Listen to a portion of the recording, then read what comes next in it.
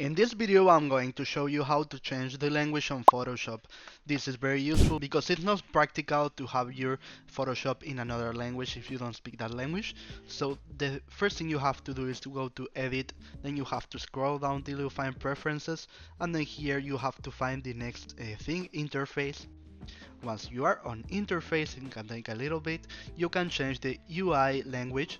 So in my case I only have English, but if you have a Spanish you also will have English, for example here. So you press that and you will be able to have your Photoshop in the language you want. Okay, so what I was going to tell you is that this works for all the Adobe programs. So if you have Premiere or you have After Effects, you can do the exact same thing and you will be able to change the language.